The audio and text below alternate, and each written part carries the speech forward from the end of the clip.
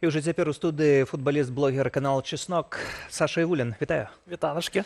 Саша, даўно ты не рабіў такіх рэпартажаў з матчаў, 4 гады хіба, так, з таго, што бачу. І вось атрымалася, была радасць.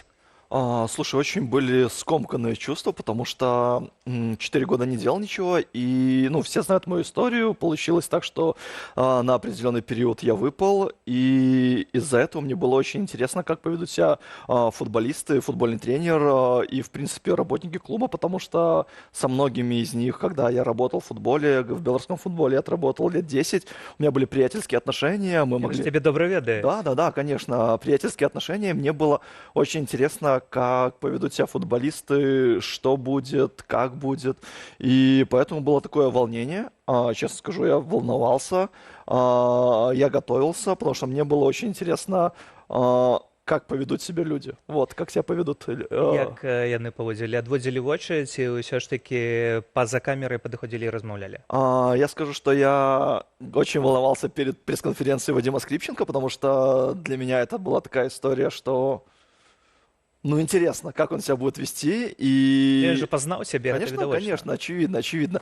Он меня узнал, и мне было очень интересно, как он себя будет вести, что он будет говорить, как он будет говорить. И я, в принципе, задавал ему достаточно простые вопросы, на которые мне хотелось услышать достаточно простые ответы. Но меня так огорчило, что тренер не может просто сказать что-то более-менее внятное, и на простой вопрос относительно того, что вы хотели бы, чтобы фан-сектор был на этой игре, вы бы хотели, чтобы за вас болели белорусы, тренер говорит, за нас болеют родные и близкие, они будут болеть по телевизору. Там увесь час трэнер паўтарае як мантру, што гэта не датычыць гульні, задавайце пытанні толькі тыя, якія датычуць гульні, і потым ты бярэш і задаеш гэтае пытанне, так? І кажаш, што гэта пытанне датычыць наўпрост, так? І таксама задаеш пытанне пра тое, ці прыехаў супрацоўнік спецслужбаў разам... Ідэолаг, так? Гэта адно і тое ж фактычна. Ці прыехаў ён з імі, і зноў жа атрымліваецца пытанне не по теме. Мне кажется, что идеолог лучше всех отработал эту игру, потому что столько внимания к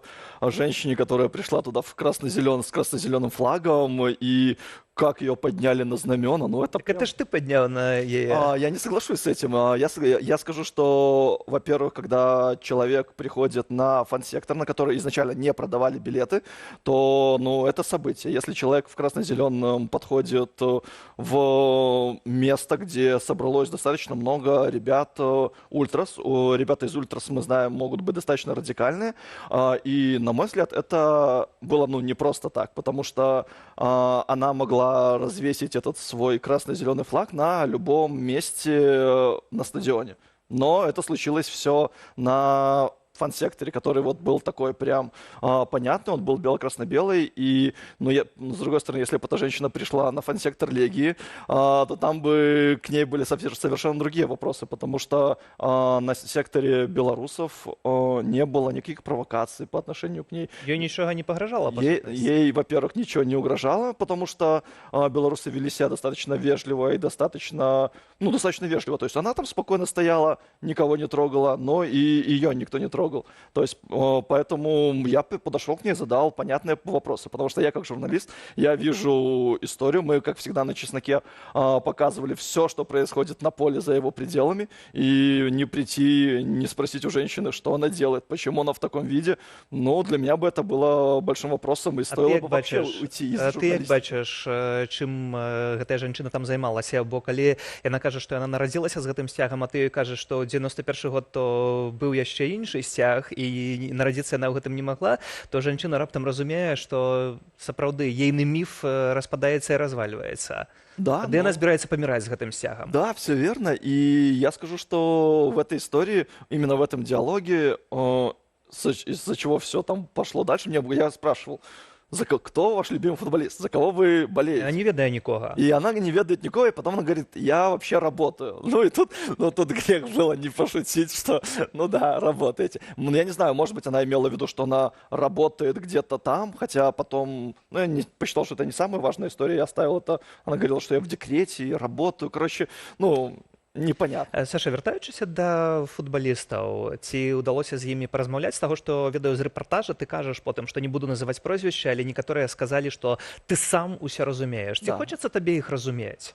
Я понимаю, почему они так себя ведут, но я не принимаю, потому что, ну, наши вот ценности не мэчатся в этой истории. А чаму яны гэта гуляюць? На мой взгляд, тут вообще очень простой вопрос, почему так происходит, потому что люди не хотят ничего менять, к сожалению, именно футболисты.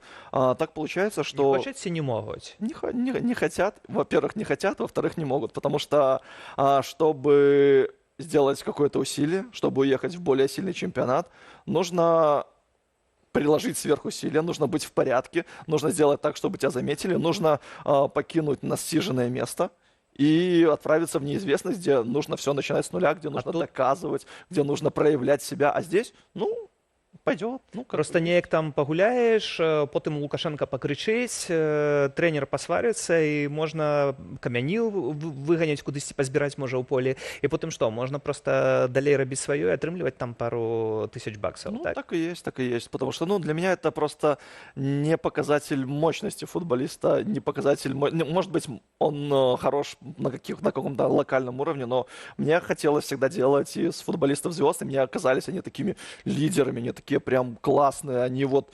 Потому что футболист, спортсмен любой, это в первую очередь человек, который там прилагает сверхусилия, который растет над собой, который развивается, но иногда... А может быть, даже и зачастую развиваться вот в физическом плане, в плане профессии, не равно развиваться как личность. Вадзім Скрыпченко відавочна нерваваўся. Ён быў напружаны, было бачна, што ён чырванее, бялее на гэтай сустрэчы, адказваючы на гэтыя пытанні, выкручваюць. Ён разумее, што ён хлусіць, што ён абыходзіць гэтае пытанне і гэтак далей. Задаеш таксама пытанне пра вось гэтае падтрыманне акцыі «Нада», так? І гэта таксама яго нервуе вельмі моцна. Чаму ён у гэта гуляе? Ну, это вопрос к Вадиму Викторовичу, но на мой вкус он пришел в Минское «Динамо» как раз в период, когда команда долго не выигрывала, и здесь сделалось очень многое, чтобы наконец-то «Динамо» спустя там очень-очень много лет стало Неяк не чемпионом. атрымліваецца выйграваць. Ну, они ж выигрывают в чемпионате Беларуси все, а на Евроарене не отрымливается. Вот, и здесь история в том, что человек понимает, что это есть какой-то трамплин, какой-то старт, какая-то история. Он понимает, что он живет в Беларуси, в реалиях, где вот есть возможность выиграть чемпионат, выйти в Еврокубки, заработать там где-нибудь дальнейший контракт и уйти.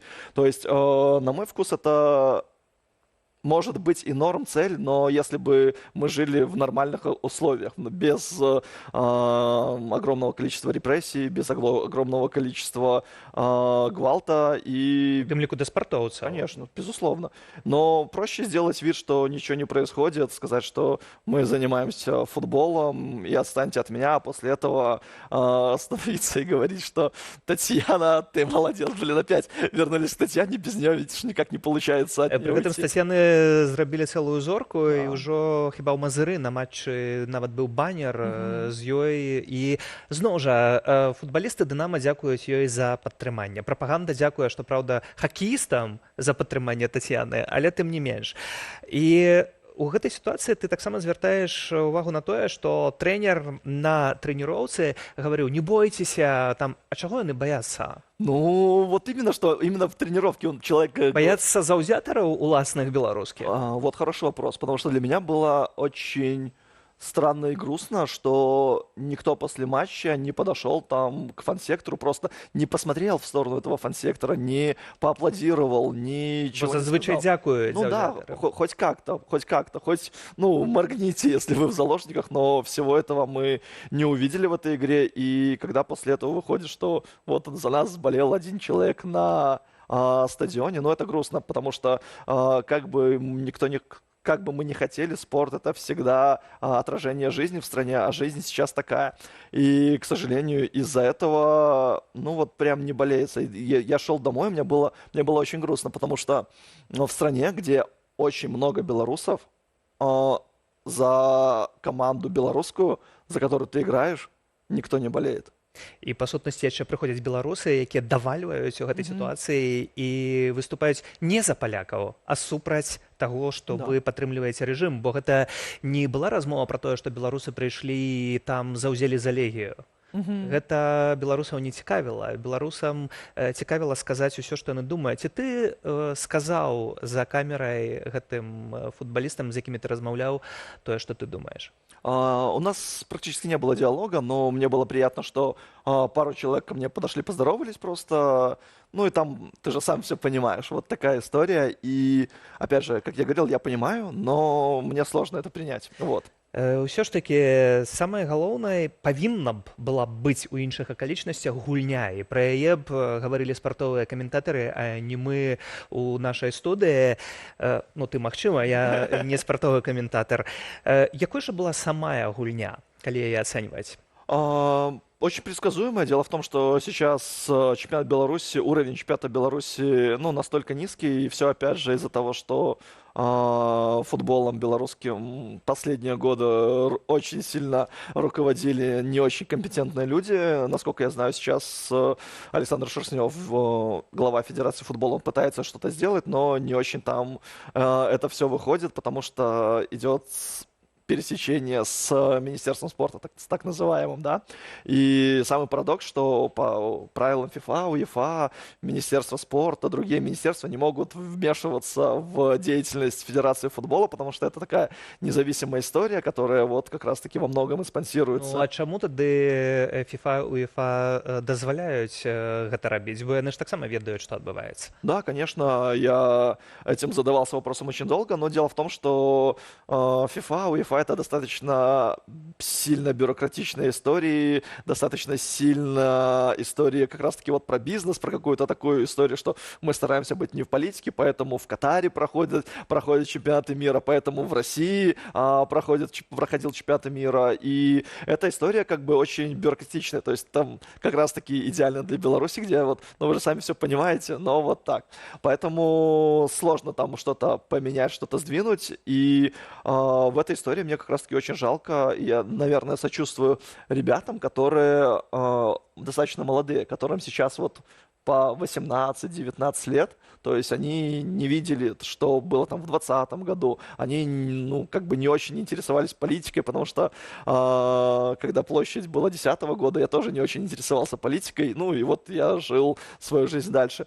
При этом они где-то что-то слышали, потому что сейчас больше информации, где-то что-то понимают, но при этом, когда тебе 18, и ты без опыта игрового, ты вот должен принимать вот эти правила игры, и, ну, вот есть такой вариант. И у такой ситуации ці уводзіць супраць іх санкцыі, ці не уводзіць супраць іх санкцыі, узнікае вечнае пытанне. Напрыклад, Александр Пейкін лічыць, што нельга гэта рабіць, бо, па сутнасці, гэта знішчыць тады наступнае пакаленне, і нават калі зменіцца сітуацыя ў Беларусі, то праз шмат гадоў мы не будзем мець спорту. Да, это очень дискуссионная история, и ну, блин, это все очень сложно, прям очень сложно. Я даже, ну, не знаю, как ответить на этот вопрос, потому что если бы вот у меня было решение этого вопроса, я бы 100% уже как-то его подвигал.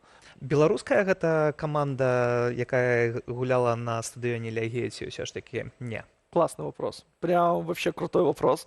Я считаю, что эта команда из белорусов, которая находится в очень-очень-очень сложных обстоятельствах. Мне очень не хочется говорить, что вы не настоящие белорусы, вы плохие, вы прям вот очень-очень зря играете в футбол и все такое. Но они белорусы, они играют в футбол, но очень грустно, что многие белорусы, которые находятся за пределами страны, ну, не могут болеть, не могут понимать, не могут принимать эту историю. І таксама вялікая частка беларусаў унутры краіны знаходзіцца за кратамі, у тым ліку спартоўцаў. Пра гэта 100%. трэба памятаць таксама. 100%. Дзякуй, Саша, за гэтую размову. Саша Івулін, футбаліст-блогер, канал Чеснок, у нас у студыі. Дзякуй вялікі.